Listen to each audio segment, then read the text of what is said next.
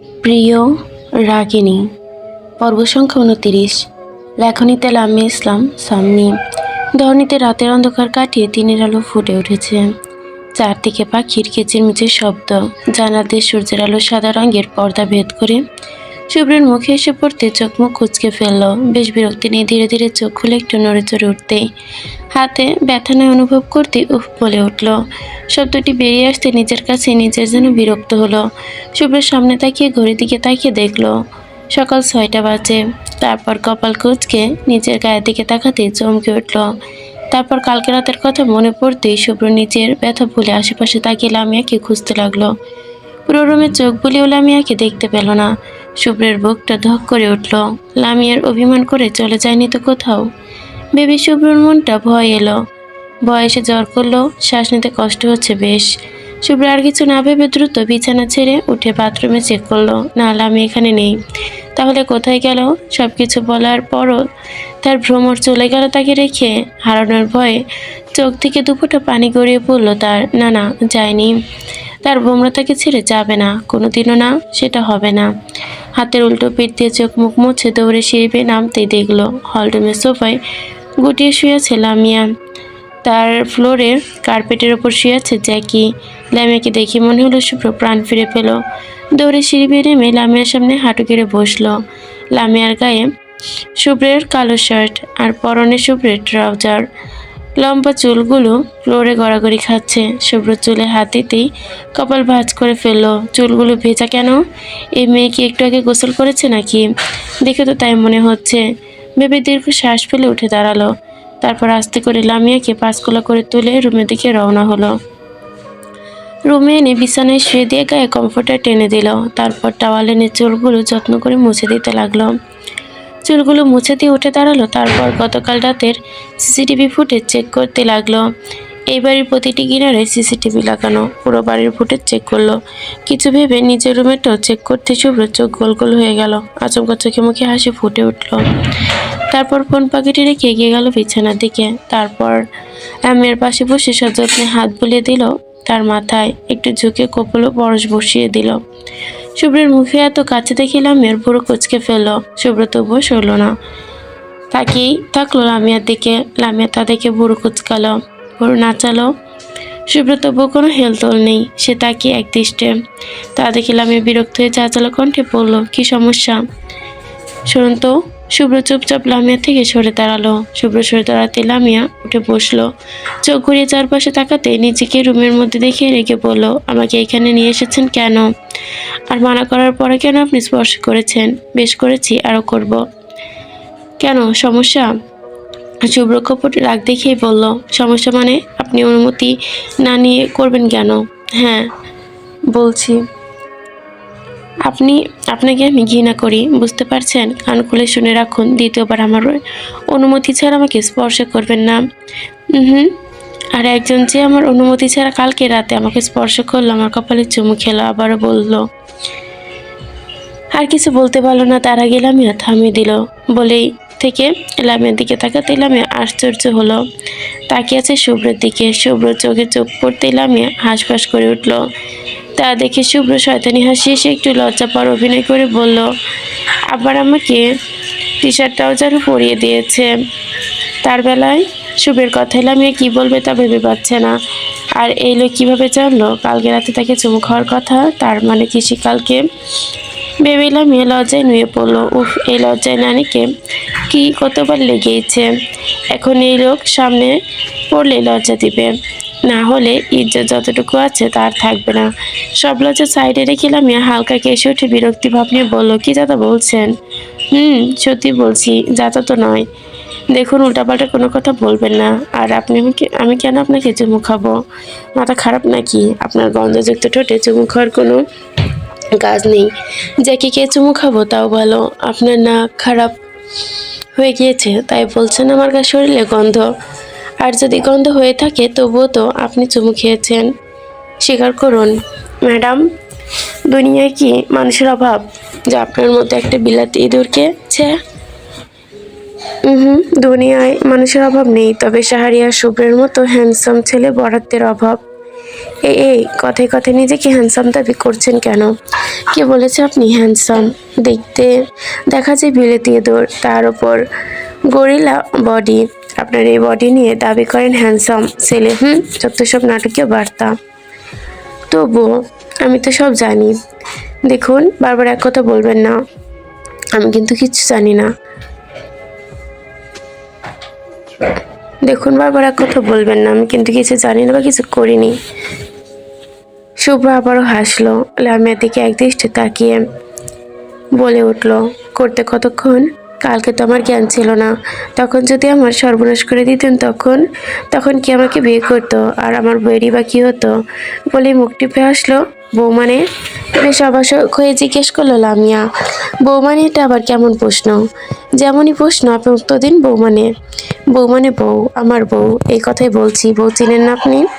আপনি বিয়ে করেছেন? বেশ নরম গলায় বলল লামিয়া।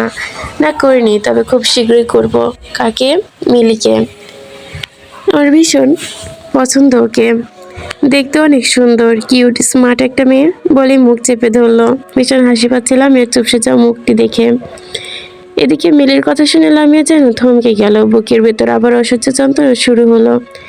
তবুও নিজেকে শক্ত রাখলো। দুর্বল হলে চলবে না। আজ ফজর পর্যন্ত এই লোককে নিয়ে ভেবেছিল, না আর ভাবতে পারছে না। এই লোকটার সাথে আর কোনো কথাই বলবে না ভেবেলাম। চুপচাপ বিছানা থেকে উঠে দাঁড়ালো। বারান্দা রুম থেকে বের হতে লাগলেই এই লোকটির সামনে থাকলে নিজেকে কন্ট্রোল করতে পারবে না সে। আস্তে ধীরে রুম থেকে বের হতেই শুভ্র লামিয়ার হাত টেনে ধরলো। হঠাৎ হাতে টান পড়ায় লামিয়া শান্ত চোখে পিছু ঘুরে তাকাতেই গম্ভীর গলায় বলল, হাত ছাড়ুন। কোথায় যাচ্ছিস? আপনাকে বলার প্রয়োজন মনে করছি না। বলার প্রয়োজন মনে না হলেও বলতে হবে। হাত ছাড়ুন। ছাড়বো না। শুভ্রের কথায় লামিয়া রাগ উঠে গেল। লামিয়া হাত মুছামুছি করতে করতে রাগে হেঁচকি উঠে গেল। এবার হাত ছাড়েন আমার। ছাড়তে বলছি না। ধরবেন না আমাকে। কথা কানে যায় না? শুভ্র লামিয়ার হাত মুছে দিতে নিজের কাছে টেনে এনে কঠিন স্বরে বলে, অনেক মুখ বেড়ে গিয়েছে তাই না? কথায় কথায় খারাপ ভাষা বের করিস। এগুলো আমার একটু পছন্দ নয়। শুভ্রের কথায় লামিয়ার ভীষণ কান্না পাচ্ছে। কেন খারাপ ভাষা করছি তা কি এই লোক বোঝে না নাকি? বুঝতে চাইছে না। কোথায় আগে তো তাকে কিছু বলার আগে বুঝে যেত, আর এখন এতটা পাল্টে গেল। এভাবে লামিয়ার দুঃখ বাড়লো আরো। বেশ করেছি, খারাপ ভাষা ব্যবহার করেছি, দরকার পড়লে আরো করব। যে ভালোবাসা ব্যবহার করে তার কাছে যা। আমার কাছে কেন এসেছিস? যা তোর মিলির কাছে। সুন্দর আছে তো, কিউট, স্মার্ট। আমার মতো কালো আনস্মার্ট খ্যাত না। যা। রেগে ভাঙা গলায় বলল লামিয়া। শুভ্র লামিয়ার দিকে তাকালো। লামিয়ার চোখে পানি চিকচিক করছে। শুভ্র তার বৃদ্ধা আঙ্গুল দিয়ে লামিয়ার চোখের পানি মুছে দিতে লামিয়ার দুগালে হাত রাখে কপালে কপাল ঠেকে ফিসফিস করে বলে উঠল, আমার এই আনস্মার্ট, কালো, অগোছালো, রাগী, জেদি, বদমেশি পাগলিকেই পছন্দ। ভ্রমর, ছাড়ুন আমাকে। ছাড়ার জন্য তো ধরিনি। আমি বলেছি ছাড়ুন। আগে চুমুতে, তারপর। লামিয়া একটু দূরে সরিয়ে দাঁড়ালো। কিসের কি? সরেন তো। গতকাল রাতে আমাকে যে চুমু দিলি সেই চুমু। দেখুন, মিথ্যা বলবেন না। আমি মিথ্যা বলছি না, প্রমাণ আছে আমার কাছে। কি প্রমাণ? বেশ তোতলিয়ে বলল লামিয়া। তাদেরকে শুভ্র পকেট থেকে মোবাইল বের করে ভিডিও অন করতে লজ্জায় নিয়ে পড়ল। শুভ্র থেকে দূরে সরতে শুভ্র কোমর চেপে ধরে আবারও নিজের কাছে টেনে আনলো। লামিয়া নিজেকে ছাড়ানোর জন্য ছটফট করতে লাগলো, কিন্তু শুভ্র ছাড়লো না। তা দেখে লামিয়া রেগে গিয়ে বলল, দেখুন, বেশি বাড়াবাড়ি করবেন না। আপনাকে আমি ঘৃণা করি। Don't care. ভ্রমর বেশ হুচকি স্বরে বলল শুভ্র। ছাড়ুন আমাকে বলছি, স্পর্শ করবেন না। এক কথা শুনতে শুনতে কানের পোকা মরে যাচ্ছে। নতুন কিছু বল। আপনি ছাড়ুন আমাকে। নতুন কিছু বলতে বলেছি। এই কথা বলবি না। বলেছি না এই শব্দ বের করবি না। আর কেমন কেমন লাগে। ফালতু লোক। তোর কাছে আসলে কেন জানি ফালতুগিরি করতে ইচ্ছে করে। ছাড়তে বলেছি। নিজের ইচ্ছে ধরতে বলছিস না কেন? আমি আপনার জিনিস না। তুই আমার জিনিস না। তবে এই ছোট্ট শরীরটা আমার। ছাড়লে নাকি জায়গা মতো বসিয়ে দেব। এবার বেশ রেগে বলল লামিয়া। লামিয়ার কথা শুনে শুভ্র হেসে উঠল। সিরিয়াসলি ভ্রমর, তুই নিজের হাতে নিজের ভবিষ্যৎ প্রজন্মের ক্ষতি করতে চাস? চুপ করবেন? আপনার মতো ফালতু লোক আমি একটাও দেখিনি। দেখবি কিভাবে? আমি তো এক পিস। আমার মতো ফালতু লোক এই দুনিয়া আর কোথাও নেই। লামিয়া কিছু বলতে যাবে তার আগে শুভ্রর ফোন আসতে শুভ্র লামিয়ার কানে চুমু দিয়ে ছেড়ে দিল। তারপর পকেট থেকে মোবাইল বের করে কথা বলে ফোন রেখে লামিয়ার দিকে তাকালো। বলল, চলুন ম্যাডাম, বাড়ি থেকে কল এসেছে, তৈরি হয়ে নিন, আমি গাড়ি বের করছি। আমি তৈরি আছি। এইভাবে যাবেন? ভুরুকুচকে বলল শুভ্র। জি হ্যাঁ। কোনো সমস্যা? গায়ে ওড়না নেই, কালো ছিল না, আমার পছন্দ নয়, ভালো করেই জানিস। জামা ভেজা, তার উপর জামা ছিঁড়ে গিয়েছে ভেজা জামা কাপড় খুলতে গিয়ে। একটু ছোট ছোট চোখ করে তাকিয়ে বলল তার দিকে। ঠিক আছে, বের হবে, গাড়ি নিয়ে আসছি। বড় ভাই বাদে আর কে কি জানে আপনার আসল পরিচয়? তুই ছাড়া সবাই জানে। সবাই বলতে সবাই? মাহের তাইব বা ওরাও? লামিয়ার চোখ মুখ শক্ত হয়ে এলো। তার দাঁত চেপে বলল, আপনাকে আমি কখনো ক্ষমা করব না। আপনি বড় শাস্তি পাবেন। লামিয়ার কথায় শুভ্র ধীর পায়ে উঠে লামিয়ার সামনে এগিয়ে হাঁটি গেড়ে বসলো। লামিয়া একটু পিছিয়ে যেতে শুভ্র বলল, এবারের মতো মাফ করে দে, আর তোকে মিথ্যা বলবো না। লামিয়ার একটু পিছিয়ে যেতেই শুভ্র তার কোমর জড়িয়ে ধরে পেটে মুখ গুজে নিচু গলায় বলল, তুই যা শাস্তি দিবি মাথা পেতে নেব, কিন্তু আমাকে ছেড়ে যাস না। আর যদি যেতেই হয় আমাকে মেরে চলে যাস, আমি হাসতে হাসতে প্রাণ দিয়ে দিব। তবে আমাকে জীবিত রেখে কোথাও যাস না। তিলে তিলে মরার চেয়ে আমাকে একবারে মেরে যাস। লামিয়া চুপচাপ দাঁড়িয়ে শুভ্রের কথা শুনল। তারপর আস্তে আস্তে শুভ্রের থেকে নিজেকে ছাড়িয়ে নিয়ে শক্ত গলায় বলল, আমাকে যেভাবে মারলেন আপনি সবচেয়ে বেশি কষ্ট পাবেন, আমি ঠিক সেভাবে আপনাকে শেষ করব বলেই চলে গেল। শুভ্র লামিয়া চলে যাবার দিকে তাকিয়ে উঠে দাঁড়ালো, মাথা নিচু করে সেও চলল লামিয়ার পিছন। সকাল 10টা বেজে 30 মিনিট। শুভ্রের গাড়ি এসে থামলো ইসলাম বাড়িতে। লামিয়া গাড়ি থেকে নামতে দেখলো খানার ইসলাম বাড়ির সবাই দাঁড়িয়ে আছে তাদের জন্য। তাইবা, মাহির, ইভান ইমন লামিয়াকে দেখে খুশিতে লামিয়ার কাছে এসে গলা জড়িয়ে ধরতে লামিয়া সরিয়ে দিল তাদের। তা দেখে সবাই বেশ অবাক হলো। লামিয়া বড়রা সবাই এগিয়ে এসে দেখে তাদের পিছু দিকে কোনো কথা না বলে চলে গেল নিজের রুমে। তা দেখে সবাই বেশ চিন্তিত হলো। শুভ্র অসহায় চোখে লামিয়া যাওয়ার দিকে তাকালো। সবাই লামিয়ার এমন ব্যবহারে বেশ অবাক হলো। লতিফা বেগমও বেশ চিন্তিত হলে শুভ্রকেও এসে দেখে দাঁড়ালো। বাপ, কি হয়েছে? লামিয়া এমন করে চলে গেল কেন? শুভ্র মাথা নিচু করে দাঁড়িয়ে কোনো কথা বলতে পারছে না। তা দেখে লামিয়া বেগম আরো চিন্তিত গলায় বলল, বাপ, ওর সাথে কি কিছু খারাপ হয়েছে? শুভ্র চট করে মাথা তুলে লতিফার দিকে তাকিয়ে বলল, তুমি কি আমাকে বিশ্বাস করো না মামুনি? করি তো। লামি এমন করে চলে গেল কেন? ও তো এমন করে না কোনোদিন। কি হয়েছে বাপ, খুলে বল। শুভ্র মাথা নিচু করে দাঁড়িয়ে গম্ভীর গলায় বলল, তোমার মেয়ের অভিমান হয়েছে মামুনি। অভিমান? কিসের অভিমান? শুভ্র সব কিছু খুলে বলতে সবার মুখ গম্ভীর হয়ে গেল। লামিয়া সহজে কার সাথে রাগ অভিমান করে না, আর যদি একবার করে তাহলে সেই রাগ নিজে থেকে ভাঙে না। এই রাগ ভাঙাতে কেউ পারবে না। ভেবে হামিদা বেশ চিন্তিত হলো। তাইবা, মাহির, ইভান ইমন এর মুখটা ছোট্ট হয়ে গেল। তাদের বোন তাদের সাথে রেগে আছে। না না, কিছু একটা করতে হবে, তার রাগ ভাঙাতে হবে, না হলে লামিয়া এই জন্মে কথা বলবে না তাদের সাথে। ভেবে একজন আরেকজনের দিকে তাকিয়ে চোখ দিয়ে ইশারা করে দাঁড়িয়ে রইল সেইখানে। হলরুমে সবাই চুপচাপ দাঁড়িয়ে আছে। আনিসুল সাহেব কিছু না বলে গম্ভীর হয়ে চলে গেলেন নিজের ঘরে। তা দেখে রাশেদ বেগম ও চলে গেলেন স্বামীর পেছনে। আস্তে আস্তে সবাই স্থান ত্যাগ করলো। শুধু দাঁড়িয়ে আছে শুভ্র। হঠাৎ আজমেরি বেগম খিটখিট হেসে উঠল। তা দেখে শুভ্র মাথা উঁচু করে তাকালো। আজমেরি বেগম শুভ্রর হাত ধরে সোফায় বসিয়ে বললেন, খারাপ লাগছে দাদু ভাই? শুভ্র মাথা নিচু করে মাথা নাড়িয়ে বেশ অসহায় গলায় বলল, আমাকে ছেড়ে চলে যাবে না তো তোমার নাতনি? তা শুনে আজমেরি বেগম বলল, ওই পাগলের অভিমান তোমারই ভাঙতে হইব, বুঝছো? যেখানে রাগ ওইখানে অভিমান, সেইখানে ভালোবাসা আরো বেশি। তুমি পারবা তোমার বউয়ের রাগ ভাঙতে?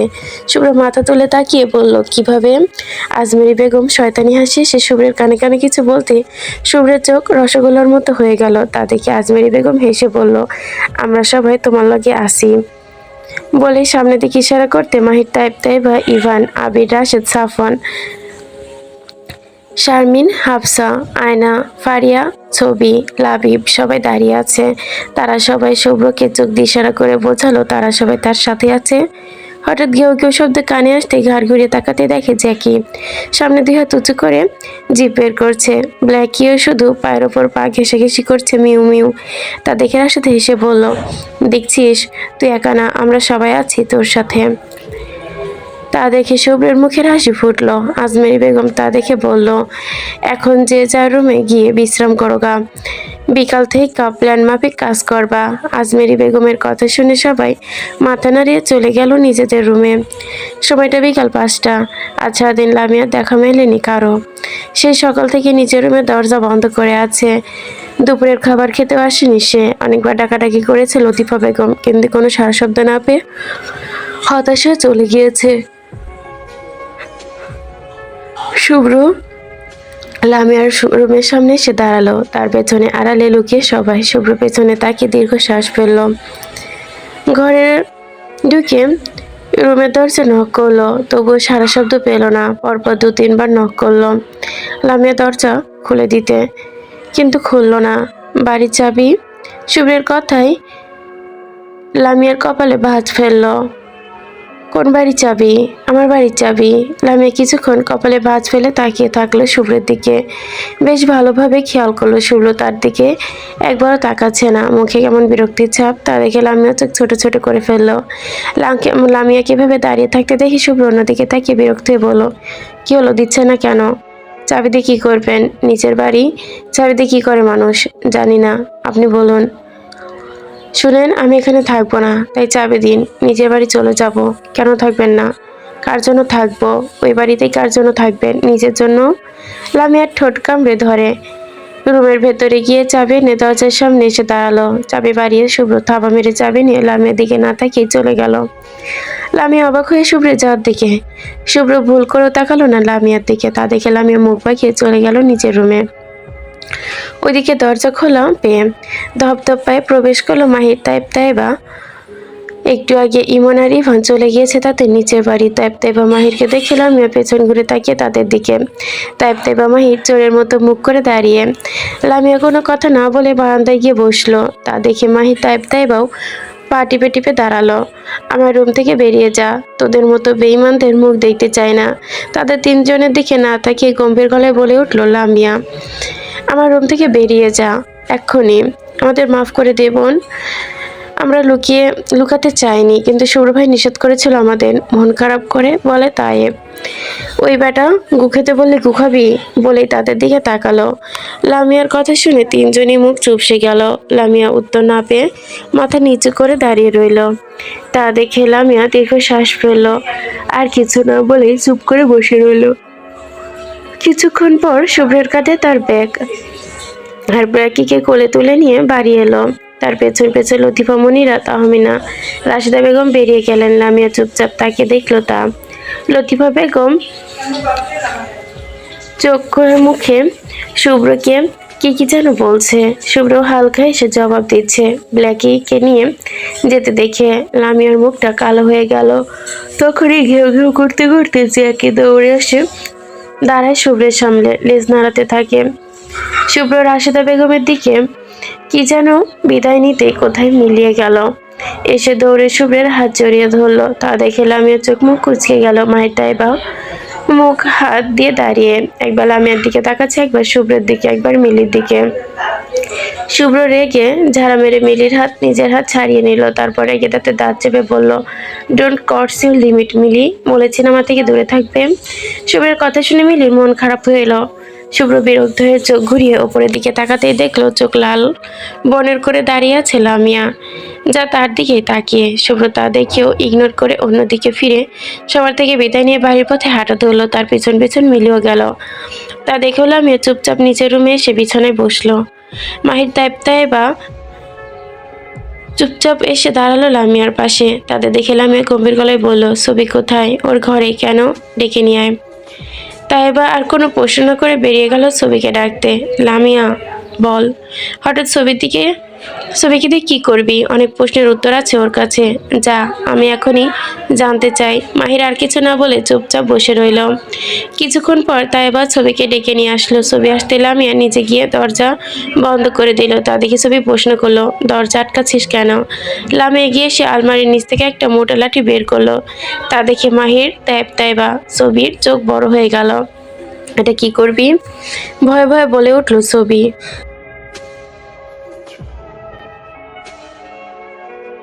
এটা দিয়ে কি করবি? পেটাবো। কাকে? তোকে? কি বলছিস? আমাকে অকারণে কেন মারবি? অকারণ নয়, কারণেই মারবো। কি কারণ? অনেক অনেক কারণই আছে।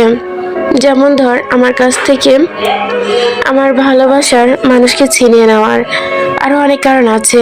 তবে আমার কার্বন কপি, আমি তোকে মারবো। মারবো না, একটা শর্ত আছে। কি শর্ত? আমার সবকিছুর উত্তর চাই। সবকিছু তোকে বিদেশে যাওয়ার পর থেকে যা যা এখানে হয়েছে কিছুর বাদ দিবি না। এ টু জেড আমার জানা চাই। ছবি লামিয়ার কথায় হালকা এসে বলল, আগে বললেই তো আমি তোকে বলে দিতাম। এত কাহিনী করার মানে কি? কি জানতে চাস? আমি সব বলবো আজকে তোকে।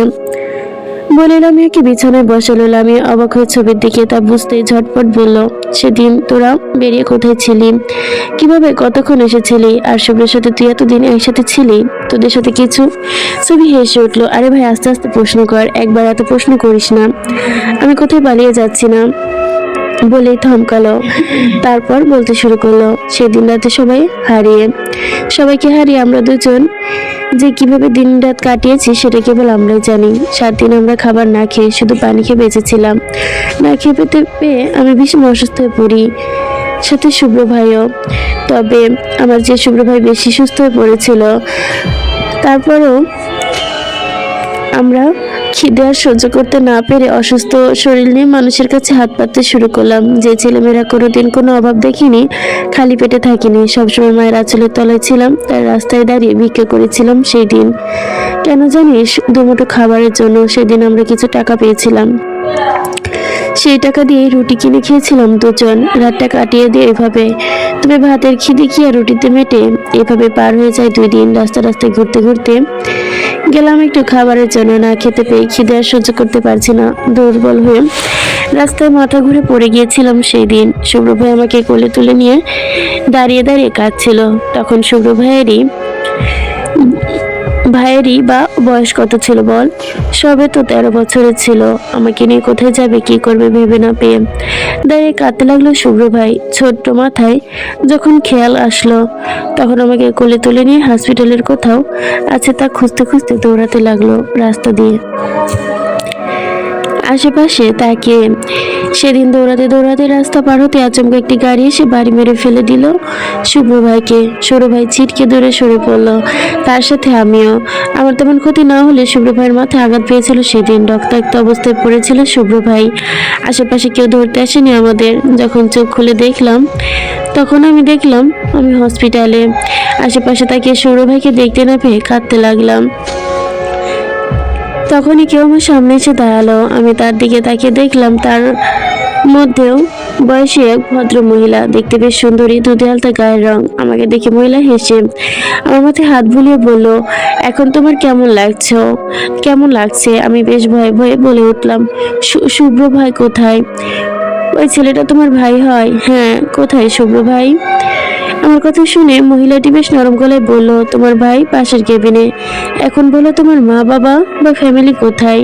পরিবারের কথা শুনে ছবি ডুকরে কেঁদে উঠলো। তারপর একে একে সব বলতেই মহিলাটি অবাক হলো। তবে ছবি আর শুভ্রের জন্য খুব মায়া হচ্ছিল তার। ছবি কাঁদতে কাঁদতে বলল, প্লিজ আমাকে শুভ্র ভাইয়ের কাছে নিয়ে চলুন।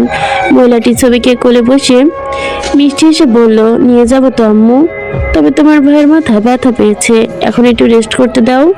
কি হয়েছে শুভ্র ভাইয়ের? কাঁদতে কাঁদতে বলল ছবি। মহিলাটি ধীরে ধীরে ছবিকে সব বলতেই ছবি ডুকরে কেঁদে উঠলো। এই অচেনা জায়গায় শুভ্র ছাড়া আর কোনো আপন মানুষ নাই তার। এখন যদি শুভ্র ভাইয়ের কিছু হয় তাহলে তার কি হবে ভেবে কেঁদে উঠলো। মহিলাটি বেশ সান্ত্বনা দিল।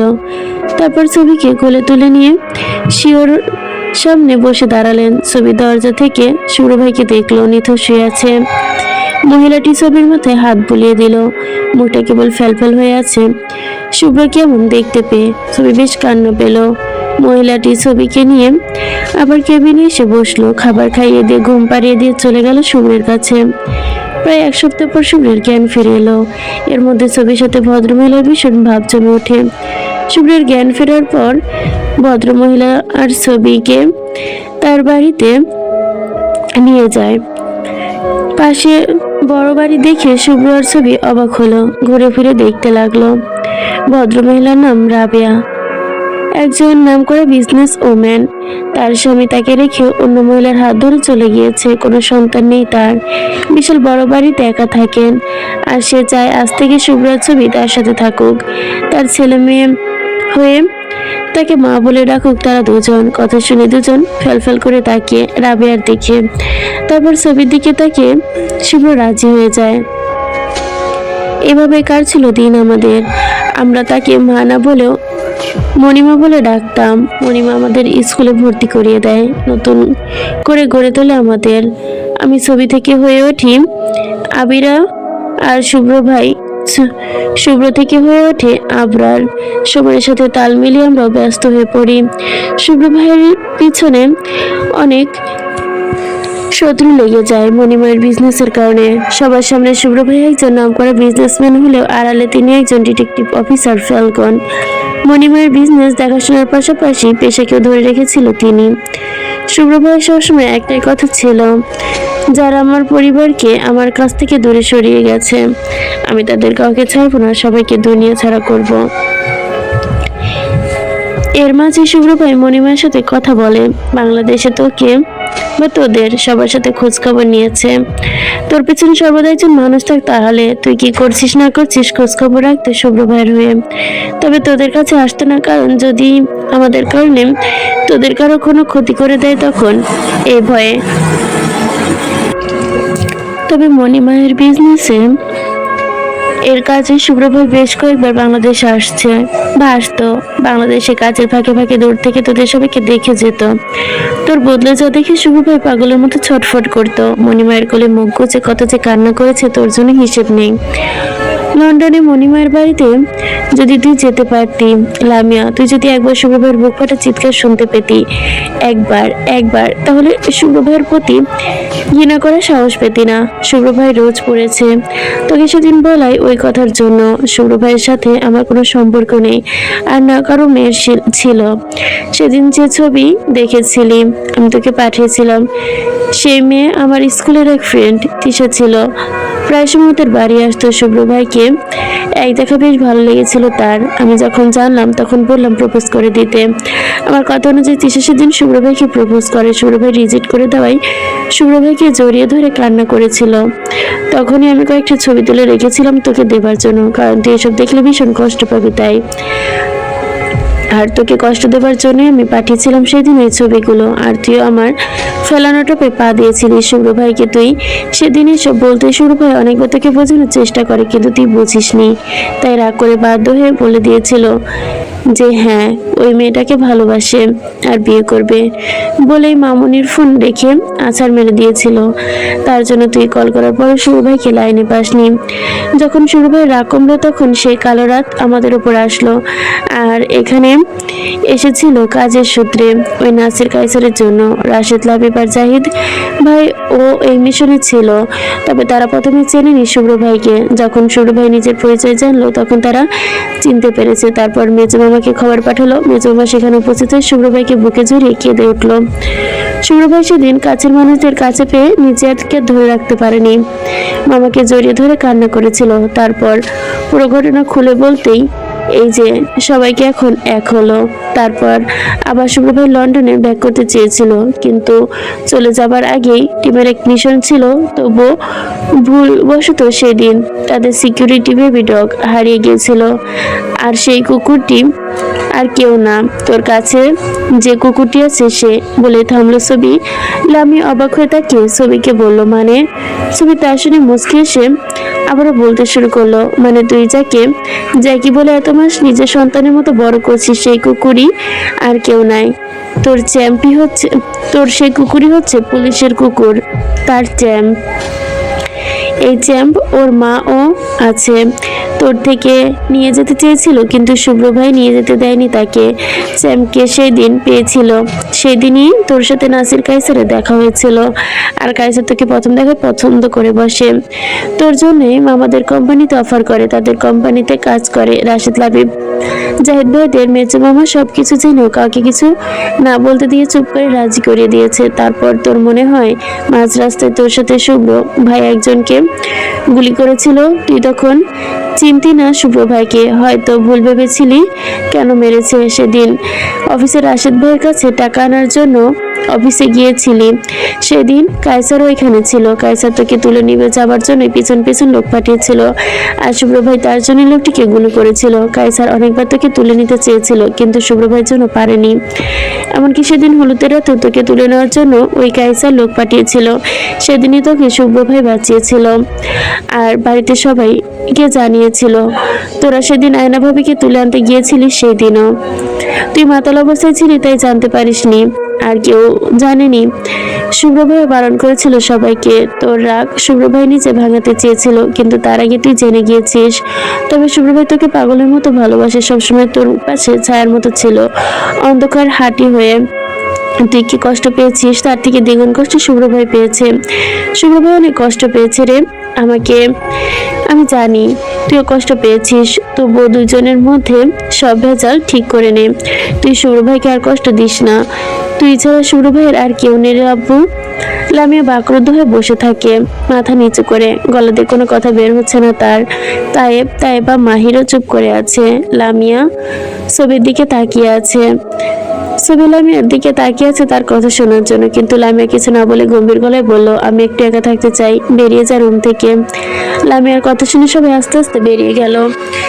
লামিয়া বসে থেকে দরজা লাগিয়ে দিল, উঠে বারান্দায় গেল। তার কিছু ভালো লাগছে না, সবকিছু তো ভালো ছিল, এমন এলোমেলো হয়ে গেল কেন?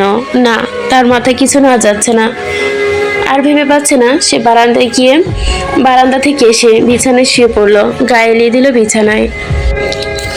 গাছের নিচে দাঁড়িয়ে দাঁড়িয়ে পেয়ারা খাচ্ছে তাইবা, পরনে তার কর্ডো প্যান্ট, গায়ে কালো গেঞ্জি, বা হাতে সবসময় একটা কালো ব্রেসলেট থাকে, মাথায় উঁচু করে ঝুটি করা।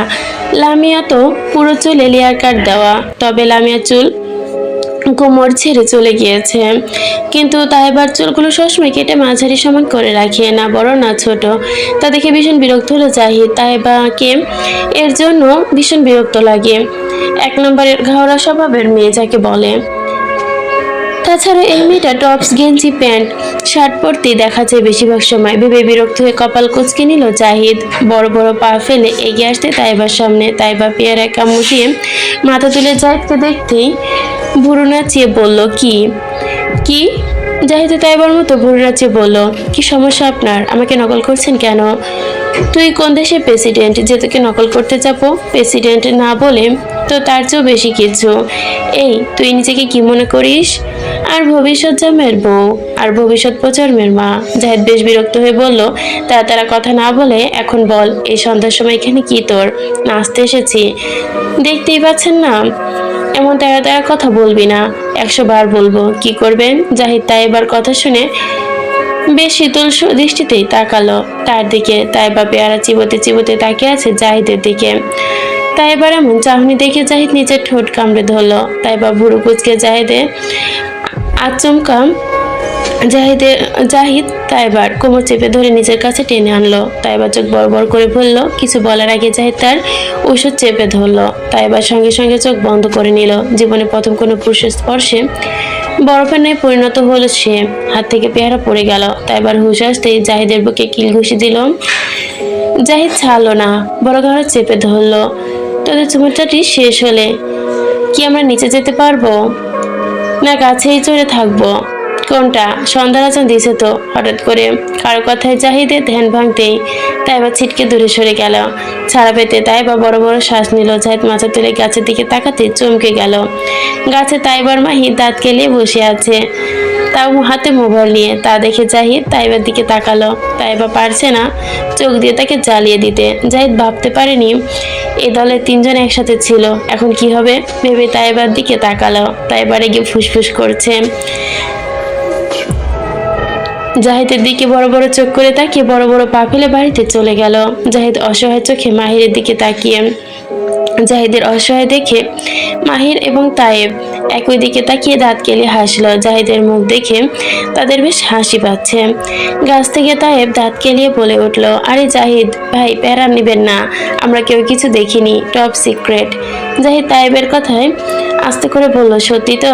উপর থেকে মাহির বলল, হুম হুম, টপ ভাই সিক্রেট। মাহির আর তায়েবের কথা শুনে জাহিদ একটু স্বস্তির শ্বাস ফেলে দুজনে নিঃশ্বাস ফেলে চলে গেল। জাহিদের যাওয়ার দিকে তাকিয়ে মাহির আর তায়েব গাছ থেকে নেমে দুজনের দিকে তাকিয়ে বৃদ্ধাঙ্গুল দেখিয়ে একসাথে বলল, টপ সিক্রেট বলে চোখ মারল। তারপর শয়তানি হেসে চলে গেল। রাত প্রায় 10টা। পিটপিট করে চোখ খুললে অন্ধকার ঘরে লামিয়া। চোখ কষাতে কষাতে ঘুম থেকে উঠে বসলো। হাত বাড়িয়ে বালিশের নিচ থেকে মোবাইল বের করতেই দেখলো 10টা বাজে।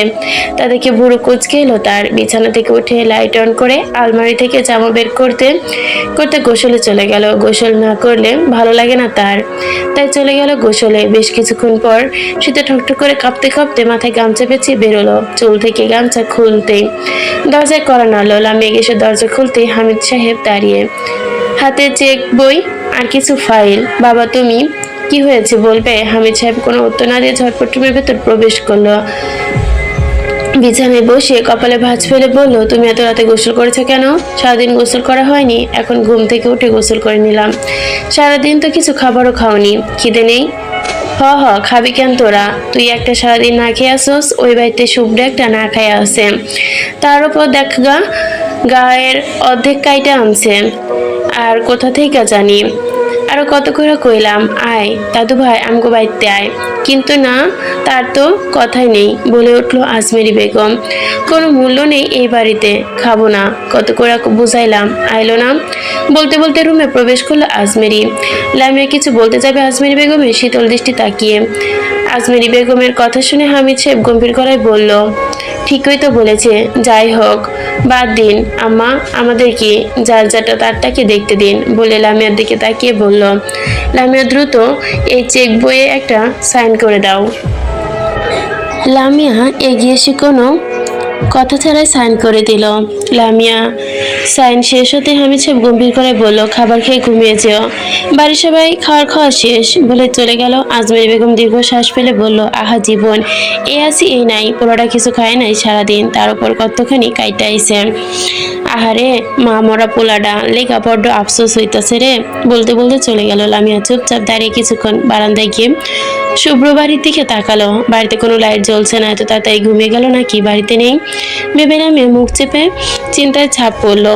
আর কিছু না ভেবে ওনা পেঁচিয়ে ধীরে বেরিয়ে গেল বাড়ি থেকে। বাগানে গিয়ে জ্যাকিকে খুঁজতে লাগলো, পেল না। তার মানে সেই সকালে শুভ্র ভাইয়ের সাথে গিয়েছে, এখনো আসেনি ভেবে দীর্ঘ শ্বাস ফেলল। হাঁটা ধরল শাহরিয়ার শুভ্র নিবাসে। বাড়ির কাঠের দরজা হালকা ধাক্কা দিতে খুলে গেল। তা দেখে লামিয়া বিরক্ত হলো বেশ। এইভাবে কেউ দরজা খুলে রাখে নাকি? চোর ডাকাত যদি চলে আসে তখন? ভাবতে ভাবতে পা টিপে টিপে বাড়িতে প্রবেশ করতেই জ্যাকি আর ব্ল্যাকি শুয়ে আছে। আশেপাশে তাকিয়ে দেখলো শুভ্র নেই। কারোর পায়ের শব্দ পেতে জ্যাকি আর ব্ল্যাকি মাথা তুললো। লামিয়াকে দেখে কাছে গিয়ে এলো। লামিয়া তাদের দেখে ফ্লোরে হাঁটু করে বসে মাথায় হাত বুলে আদর করতে লাগলো। আমার বাড়িতে কি চাই ম্যাডাম? শুভ্রের কণ্ঠ শুনে লামিয়া চমকে ঘাড় ঘুরে আশেপাশে তাকালো, কিন্তু কাউকে দেখতে পেল না। উঠে বসে এগিয়ে যেতে শুভ্র কিচেনে পেছন ঘুরে দাঁড়িয়ে এক হাত দিয়ে কাজ করার চেষ্টা করছে, কিন্তু পারছে না।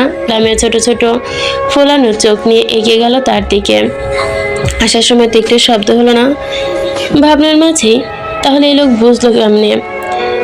আপনার শরীরের তো ঘ্রাণ মারাত্মক, যে আমি চোখ বুঝেও বলে দিতে পারি আপনি আছেন। শুভ্রের কথা শুনে লামিয়া চমকে উঠলো। এই লোক কি মনের কথাও শুনতে পায় নাকি? লামিয়া মুখ চেপে শুভ্রের হাসি লামিয়া মুখ দেখে শুভ্রের হাসি পেল। তা এখানে কিসের জন্য এসেছেন? জ্যাকিকে নিতে এসেছি। আর আপনি এসেছেন ভালো কথা, ব্ল্যাকিকে কেন নিয়ে এসেছেন? আমার মেয়ে আমার সাথে আসবে না? রেখে আসবো? হ্যাঁ রেখে আসবেন, আমি ওদেরকে নিয়ে থাকবো। আপনি আমার ছেলেকে নিয়ে যেতে পারেন, তবে আমার মেয়েকে নিতে দিব না। কেন দিবেন না? কেন দিব? আপনি আমার মেয়ের কে হন যে আমার মেয়েকে আপনার কাছে রাখবো? শুভ্রের কথা লামিয়া চুপ করে দাঁড়িয়ে রইল, কোনো কথা বলল না। তা দেখে শুভ্র দীর্ঘ শ্বাস ফেলল। এক হাত বাড়িয়ে চুলা থেকে গরম পানি নামাতে অসাবধানতায় পায়ের উপর পড়ে গেল। লামিয়া আঁতকে উঠে দৌড়ে গেল, শুভ্রকে ধরলো। শুভ্র চোখ মুখ বন্ধ করে ঠোঁট টিপে হাসলো। লামিয়া দ্রুত টেনে চেয়ারে বসিয়ে জগ থেকে ঠান্ডা পানি এনে শুভ্রের পায়ে দিল। ফর্সা পা লাল টুকটুকে হয়ে গেছে। লামিয়া তাড়াতাড়ি উঠে দাঁড়িয়ে মলম আনতে গেল। শুভ্র লামিয়ার অস্থিরতা দেখে পায়ের জ্বালা ভুলে মুচকি আসলো। লামিয়া মলম এনে পায়ে লাগাতেই ঝাঁঝাল কণ্ঠে বলল, কেন করছেন এত কাজ? না, কোনো কাজ করতে পারেন না? না পারি না। তা পারবেন কেন? শুধু তো পারেন মানুষকে কষ্ট দিতে, তাছাড়া আর কিছু পারেন নাকি? আমি যে খারাপ তাই সবাইকে কষ্ট দেই। চলে যান এই খারাপ মানুষের থেকে। সবসময় উল্টাকে পাল্টা কথা বলবেন না। এটা কি আপনার পেশা? যা ইচ্ছা ভাবতে পারেন। আগে তেমন ছিলেন না। আগে তো আপনি এমন ছিলেন না। হাত কাটলো কিভাবে? জানাতে বাধ্য নেই। তা আমাকে জানাবেন কেন? মিলিত আছে, তাকে জানান গিয়ে। আইডিয়াটা খারাপ দেননি কিন্তু। লামিয়ার কথা বলতে পারলো না। তা দেখে শুভ্র বলল, হয়েছে বা ছাড়ুন, জ্বালা করছে না আর। লামি উঠে দাঁড়ালো, খাবার খাননি কেন? না, খিদে নেই তাই। এই গরম পানি করিয়েছেন কেন? কফি খেতে চেয়েছিলাম তাই। দাদি যে আপনাকে ডেকেছিল খাবার খেতে, জাননি কেন? যে বাড়িতে আমার জন্য ভালোবাসা নেই সেই বাড়িতে গিয়ে খাবারও খাবো না। সবাই আপনাকে ভালোবাসে, মিথ্যা কেন বলছেন? সবার ভালোবাসা পেলেও একজনেরটা তো পাইনি। এই একজনের ভালোবাসা পাওয়া কি খুব জরুরি? কত মানুষ তো ভালোবাসে, অন্য একজনের ভালোবাসাও তো পেলেন, আমারটা কি হবে? অনেক কিছু যায় আসে না, ওই একজনের ভালোবাসায় আমি ছটফট করি। বোঝানোর দরকার নেই বলে ওড়না বাঁধে কাঁধে ঘুরিয়ে কোমরে পেঁচিয়ে রান্নাঘরে গেল। ভেজা চুলো থেকে টুপটুপ করে পানি মুছে পড়তে লাগলো। শুভ্র তা দেখে পিছন থেকে দাঁড়ালো। কোথায় যাচ্ছেন? জাহান্নামে। এত রাতে গোসল করছেন কেন?